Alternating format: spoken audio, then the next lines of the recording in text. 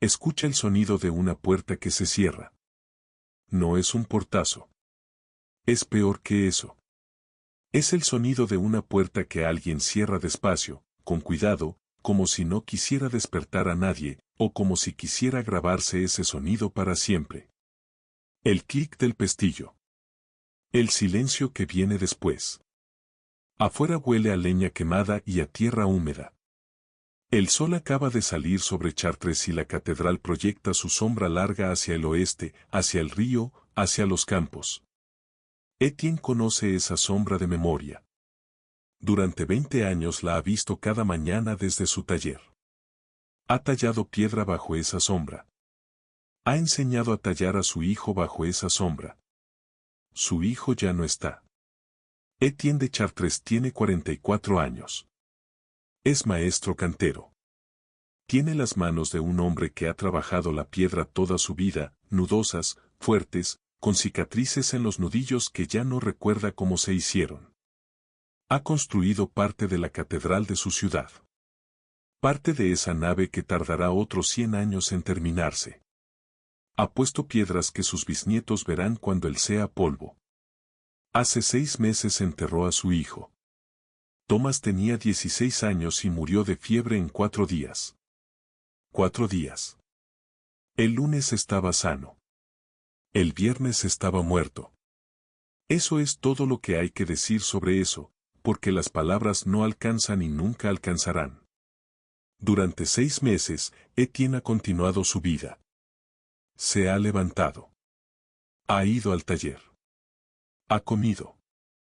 Ha dormido, aunque eso de dormir es una forma generosa de llamar a lo que le pasa por las noches.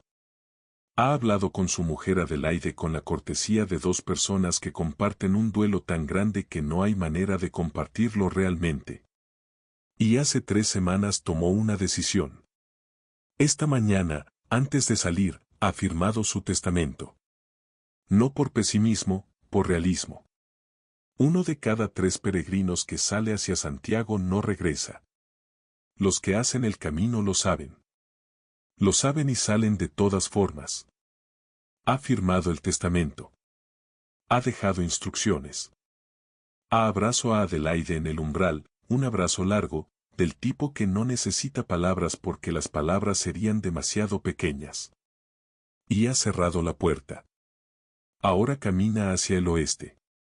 Lleva un bordón de madera, una calabaza para el agua, una bolsa pequeña con lo esencial y, cosida en la capa, una concha de vieira que compró a un vendedor ambulante. No la ha ganado todavía, esa concha se gana al final, en las playas de Galicia. Pero la lleva ya, como promesa, como intención, como la forma que tiene un hombre de decirle al mundo a dónde va sin tener que explicar por qué. Tiene por delante 1800 kilómetros. Y una pregunta que no sabe formular exactamente, pero que lleva 6 meses haciéndosela de todas las formas posibles. Cuando Etienne sale de Chartres, no es el único. En ese mismo otoño de 1143, hay decenas de miles de personas en Europa que han tomado o están tomando esa misma decisión. Salen de París y de Lyon y de Colonia y de Roma y de Londres. Salen de aldeas que no tienen nombre en ningún mapa. Salen a pie, algunos a caballos y tienen dinero, algunos en grupos organizados, muchos solos. ¿Por qué? Las razones son tantas como las personas. Hay quienes van porque su confesor se lo ha mandado. La penitencia en el siglo XII no es un asunto privado, es pública, concreta, a veces agotadora. Cometiste adulterio, irás a Santiago. Mataste a un hombre en una disputa, irás a Santiago, y cuando llegues, traerás la Compostela firmada como prueba. El camino funciona, entre otras cosas, como el sistema penitenciario más largo del mundo. Y funciona de manera literal. Los tribunales medievales, civiles, no solo eclesiásticos, enviaban criminales al camino como condena. Acompañados a veces por un alguacil hasta la frontera. Con la obligación de traer de vuelta el certificado de llegada. Sin el certificado, la condena no se considera cumplida. El camino como cárcel abierta, con el océano como muro. Hay quienes van por promesa.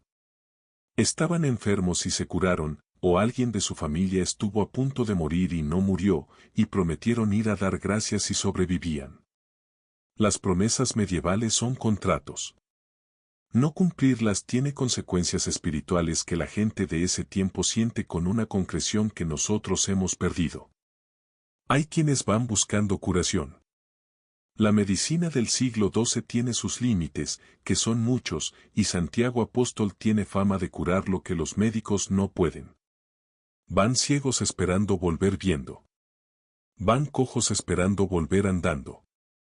Van enfermos de cosas que no tienen nombre y que quizás son cosas que tampoco tienen cura.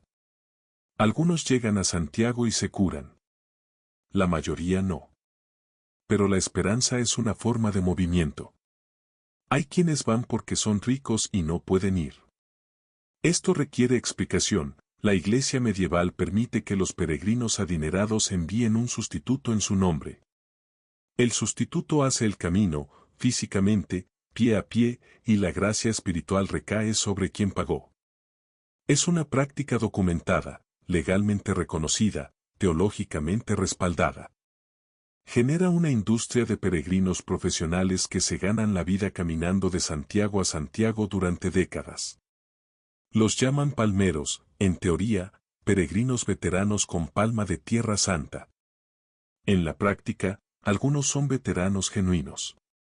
Otros son fraudes elaborados que viven en el camino sin llegar nunca a ningún lado, vendiendo historias de Santiago a los aldeanos que nunca han salido de su provincia. Y luego hay quienes van por razones que no saben nombrar. Que si les preguntaras en el camino te dirían voy por devoción al apóstol porque esa es la respuesta correcta y la única que no necesita más explicación. Pero que en realidad van porque algo en su vida se rompió y no saben cómo arreglarlo estando quietos. Que van porque estar en movimiento es la única forma de no ahogarse. Etienne pertenece a esta categoría. Y también a la de los que van por duelo. Y también, quizás, a la de los que van porque su confesor le dijo que sería bueno para él, aunque lo que le dijo exactamente fue algo más sutil: ve, hijo. La respuesta no está aquí. Antes de salir, Etienne visitó a un escribano. El testamento medieval de un peregrino que va al camino no es un documento pesimista. Es un documento realista. Establece quién hereda que si el peregrino muere en el camino, qué pasa con las deudas pendientes, qué pasa con los contratos de trabajo. El notario que lo redacta no lo hace con cara de pésame. Es un trámite tan rutinario como cerrar el taller. 1 de cada 3, recuerda. 1 de cada 3 no vuelve. El equipamiento del peregrino tiene un lenguaje propio, y el Códice Calistino, el libro escrito hacia 1140 por un clérigo franco llamado Aymeric Picaud, el primer guía de viaje de la historia europea, lo explica con una precisión que resulta conmovedora. El bordón, el bastón de madera, alto, con la punta reforzada de hierro, es la tercera pierna del peregrino. El códice dice que el bastón es el arma del caminante contra lobos y ladrones y también su apoyo cuando el cuerpo falla. Hay peregrinos que acaban amando su bastón como a un compañero de viaje. Hay testamentos medievales que legan el bastón del camino como si fuera una reliquia. La calabaza, seca, vaciada, atada al bordón, es la cantimplora. Frágil. Suficiente. Un hombre que camina 8 horas bajo el sol de Castilla en agosto aprende muy pronto que la calabaza vacía es el problema más urgente del universo. El zurrón, la bolsa de cuero, lleva lo mínimo, un poco de pan, algo de queso, ropa de cambio si hay suerte, un poco de dinero cosido en el forro de la ropa. El códice advierte contra los ladrones que desvalijan a los peregrinos mientras duermen en los albergues comunes. El dinero cosido en el forro es una precaución que llevan 4 generaciones de peregrinos enseñando a la siguiente. Y la concha de vieidad. La concha es Santiago. Es el símbolo del apóstol y del camino y de quien eres en este momento de tu vida. Se recogía originalmente en las playas de Galicia, al llegar, era la prueba de que habías llegado hasta el mar. Pero el comercio la democratizó, Puedes comprarla antes de salir, a los vendedores de los mercados que proliferan en todas las ciudades de salida. Llevarla ya en el camino es una señal, cualquiera que la vea sabe quién eres y a dónde vas. Y eso importa. Porque el peregrino identificado como peregrino tiene protección canónica. Atacar a un peregrino en camino es un pecado grave. No siempre disuade a los bandidos, pero a veces sí. Etienne lleva todo eso. Y lleva una cosa más que no entra en ninguna lista de equipamiento, la imagen de la cara de Thomas, de 16 años, que tenía los mismos ojos que él y las mismas manos cuadradas de cantero. Los Pirineos en octubre huelen a pino mojado y a piedra fría. Etienne llega a Saint-Jean-Pied-de-Port después de semanas de camino desde Chartres, cruzando el Loira, atravesando los campos de Gascuña, siguiendo el río Nive hacia las montañas. Aquí, en el último pueblo antes de la frontera con Navarra, confluyen los caminos que vienen de París, de Vézelay, de Le Puy y de Arles. 4 rutas distintas que la geografía y los siglos han ido unificando en un solo torrente humano que cruza las montañas y desemboca en España. El paso de los Pirineos puede matarte. No es retórica. El Códice Calistino es muy específico al respecto.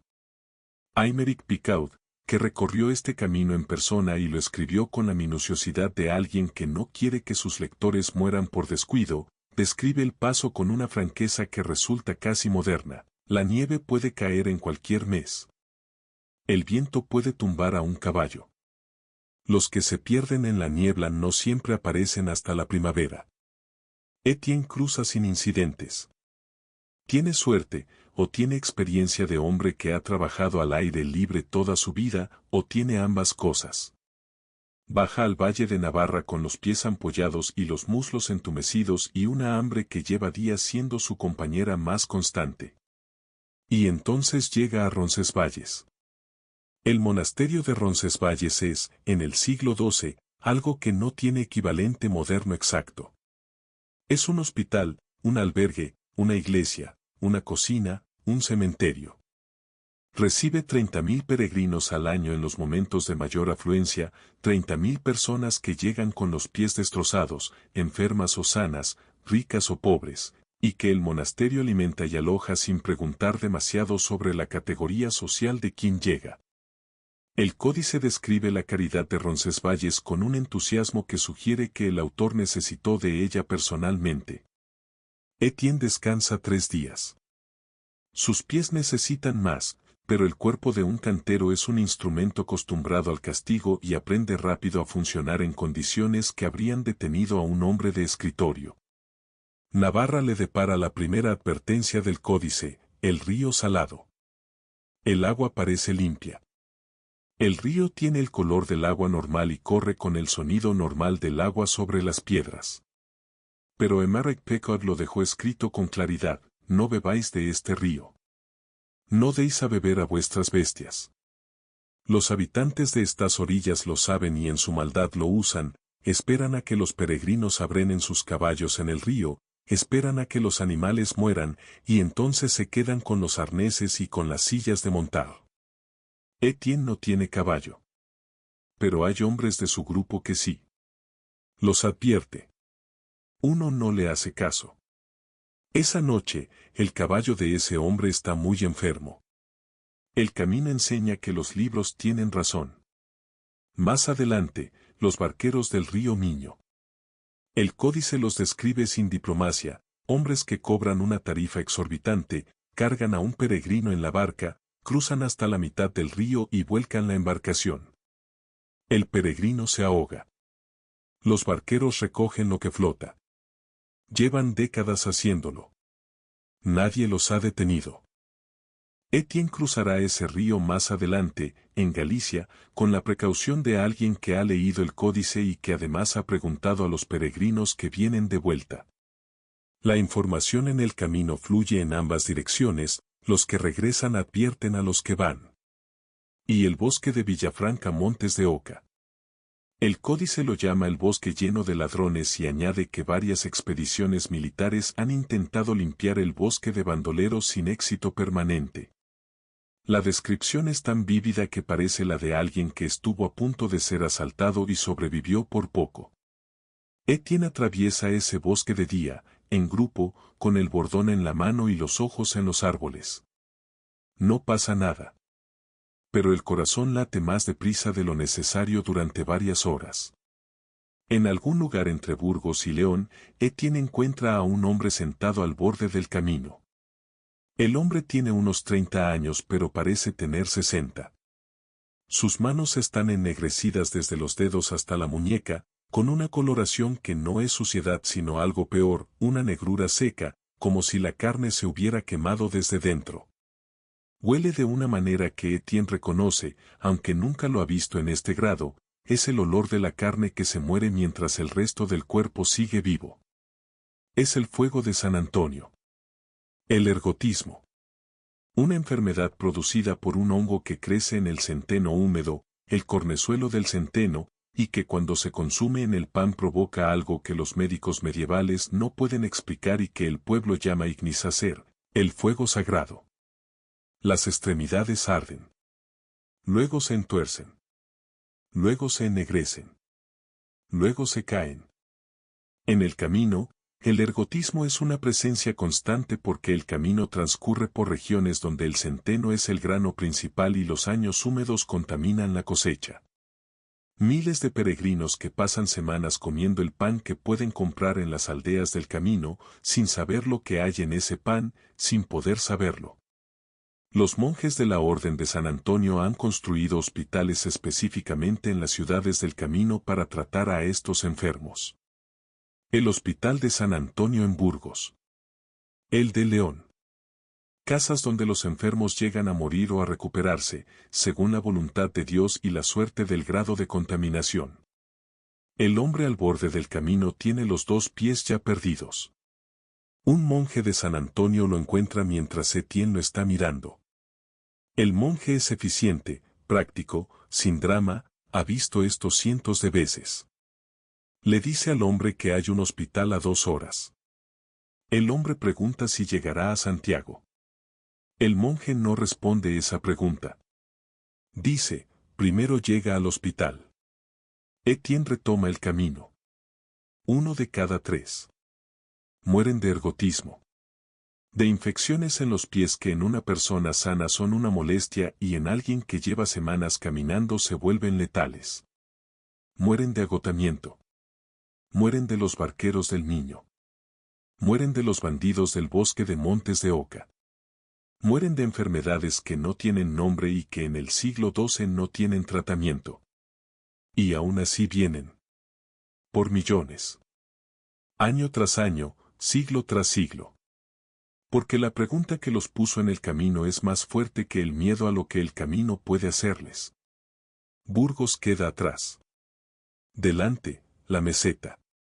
300 kilómetros de llanura castellana que en otoño tiene el color del trigo cortado y del barro seco y del cielo gris que no amenaza lluvia pero tampoco promete sol. Una llanura tan grande que el horizonte parece el mismo por la mañana que por la tarde. Caminas 4 horas. Miras. El horizonte sigue igual de lejos. Etienne lleva 30 días caminando.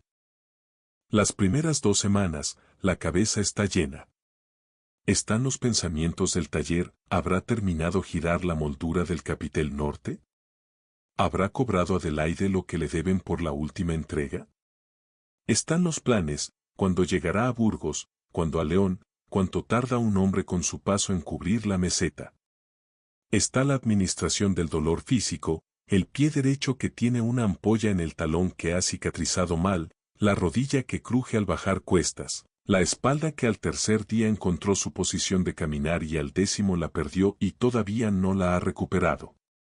Hay mucho ruido en los primeros días. El ruido de una vida que no puedes dejar de gestionar aunque estés en medio de ninguna parte.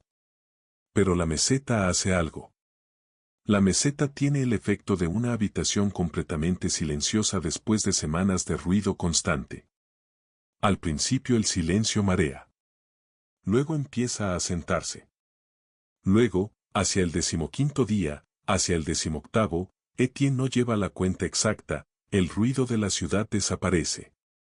No el recuerdo de la ciudad. El ruido interior. El zumbido de fondo que un hombre lleva años sin saber que llevaba. Lo que queda debajo es más difícil. Debajo está Thomas. Thomas de 16 años que murió en 4 días y que Etienne lleva 6 meses sin mirar de frente porque si lo mira de frente no puede seguir funcionando. En Chartres hay cosas que hacer, el taller, Adelaide, los contratos, la catedral, que le permiten mantener a Thomas en un rincón donde es manejable. En la meseta no hay ninguna de esas cosas. Hay un momento, Etienne no podría decir en qué día exacto, en que para. No para a descansar. Para porque las piernas dejan de moverse. Se sienta en una piedra al borde del camino. No hay nadie cerca. El viento de Castilla huele a tierra y a nada más. Y llora. No es un llanto dramático. Es el llanto de un hombre que ha estado sin llorar durante 6 meses porque no había espacio y que ahora tiene todo el espacio del mundo y no sabe cómo parar. Llora hasta que no queda más. Después se limpia la cara. Bebe de la calabaza. Se levanta. Y sigue caminando. Los medievalistas que estudian el camino hablan de este fenómeno sin nombrarlo exactamente, la meseta como lugar de duelo. Como el espacio donde los peregrinos que iban huyendo de algo finalmente tenían que pararse y mirarlo.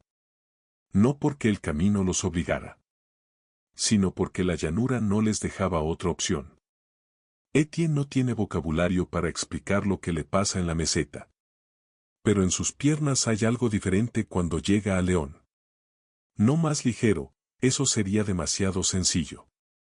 Diferente. Como si hubiera hecho espacio para algo que estaba ocupando un lugar que necesitaba para otra cosa. El cambio. Los últimos días. El cuerpo que aprende. El último puerto antes de Galicia se llama Ocebreiro. Cuando Etienne lo cruza, algo cambia en el aire. Literalmente. La sequedad de Castilla queda atrás y lo que hay al otro lado del puerto es húmedo, verde, con un olor a tierra mojada y a musgo y a océano que todavía queda lejos pero que ya se insinúa. Galicia llueve.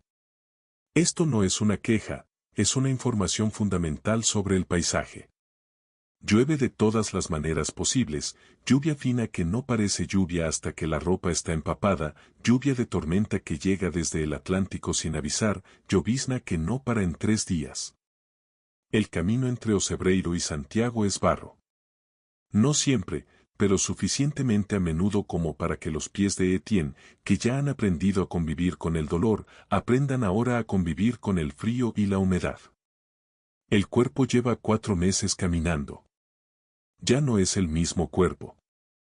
Hay una cosa que los peregrinos que han hecho el camino describen de distintas maneras pero que apunta siempre a lo mismo, en algún momento del camino, el cuerpo deja de quejarse. No porque el dolor desaparezca, el dolor sigue. Sino porque el cuerpo acepta que el dolor es la condición permanente y deja de gastar energía en resistirlo. El caminar se vuelve automático. Los pies encuentran el ritmo sin que la cabeza tenga que decirles nada. Los últimos días de Galicia tienen ese ritmo. Las aldeas de piedra gris que aparecen entre los robles y los castaños.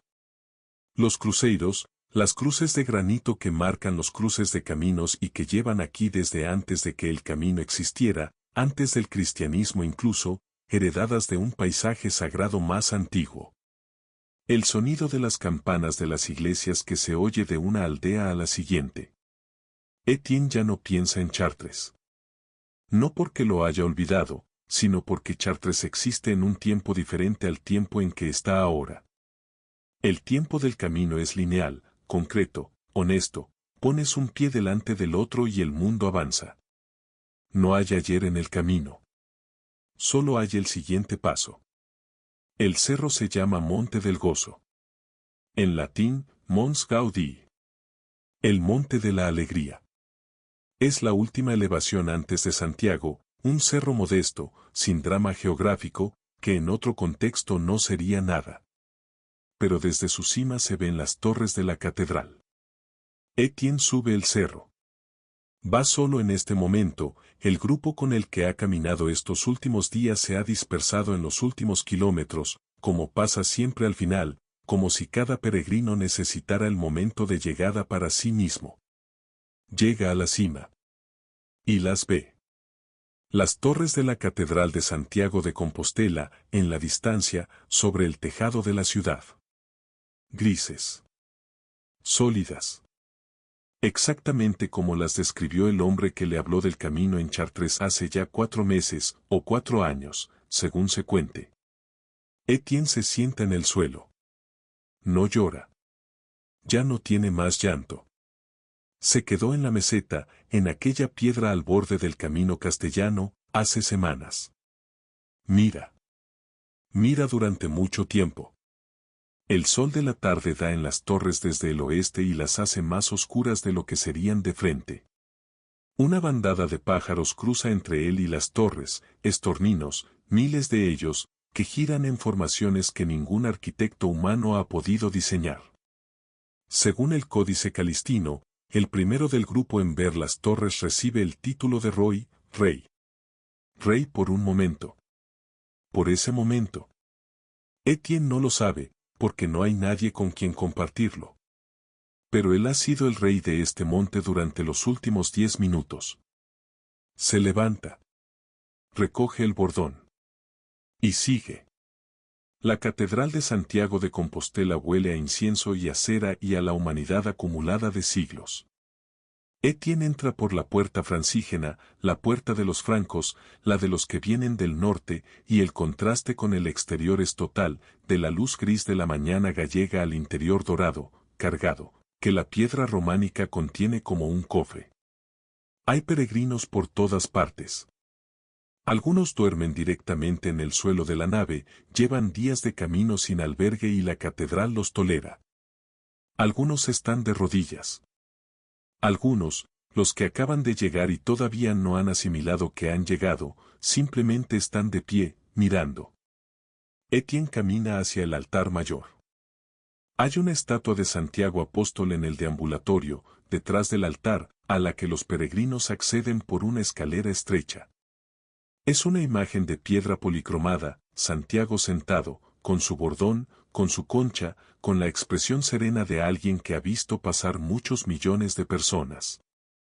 Sus hombros están desgastados por el roce de millones de brazos. El protocolo es abrazarla. Etienne sube la escalera.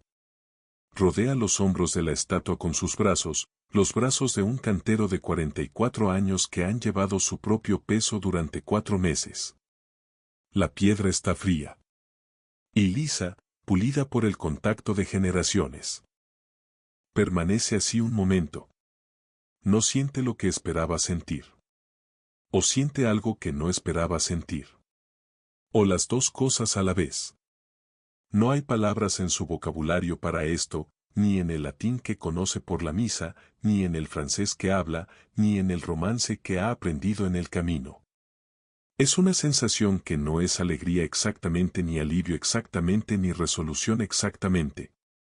Es algo más parecido a el fin de una frase muy larga. A que alguien ha puesto el punto final. A Thomas no lo va a encontrar aquí. Lo sabía antes de venir. El camino no devuelve a los muertos. Pero hay algo que Etienne ha dejado en el camino, en la meseta, en aquella piedra, que ya no pesa igual. Más tarde, el Botafumeiro. En la misa de peregrinos, la catedral despliega su arma más impresionante, un incensario de plata maciza del tamaño de un hombre, suspendido de la bóveda por cuerdas y poleas, que 8 tiraboleiros hacen oscilar en arcos enormes, de pared a pared de la nave transversal, derramando columnas de incienso mientras coge velocidad. La razón original es práctica, no litúrgica, los peregrinos llegan oliendo a semanas de camino.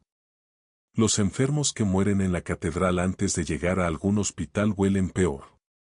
El Botafumeiro perfuma el aire de una manera que ningún sistema de ventilación podría conseguir.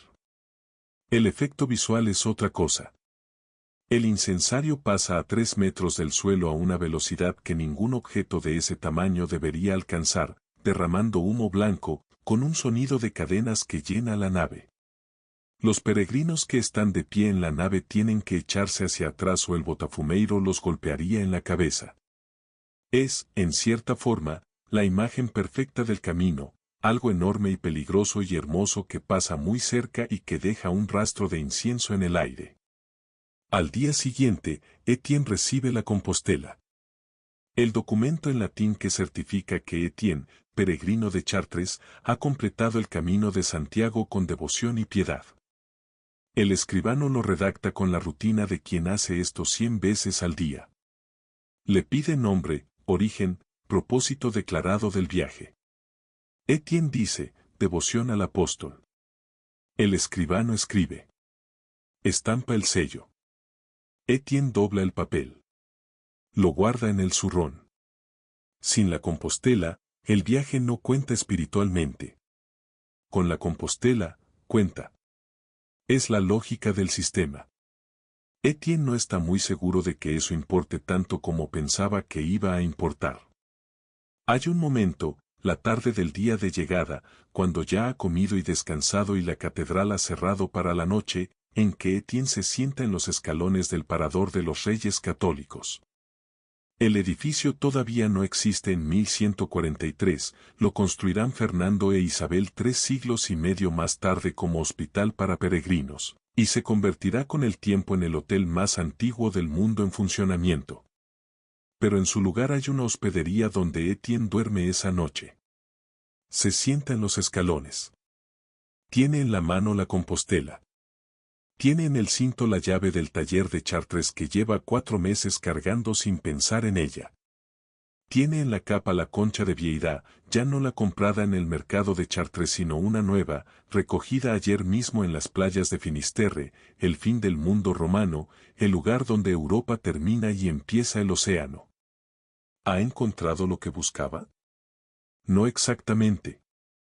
Pero las preguntas que trajo no son exactamente las mismas que tiene ahora. Thomas sigue muerto. Eso no ha cambiado y no cambiará. Pero hay algo en la forma de cargar esa verdad que es diferente. Como si el camino hubiera hecho espacio.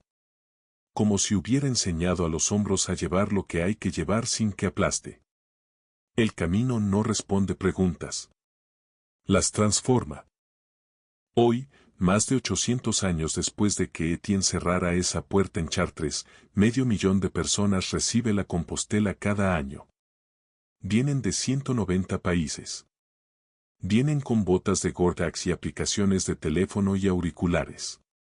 Vienen solos y en grupo y en bicicleta y en silla de ruedas. Vienen por devoción y por deporte y por crisis existencial y por apuesta y porque su médico les dijo que necesitaban caminar más. Vienen porque algo en su vida llegó a un punto que necesitaba movimiento.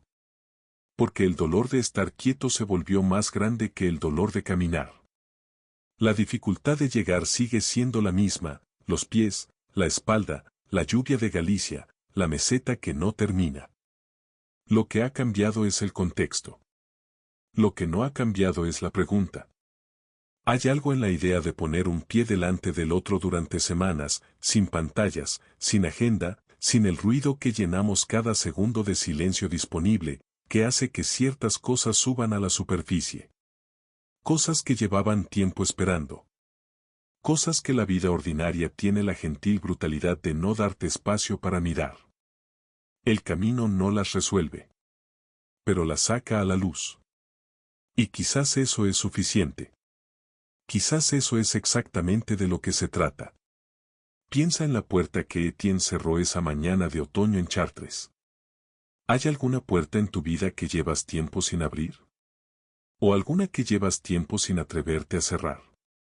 ¿Y si hubiera un camino que te ayudara a decidir?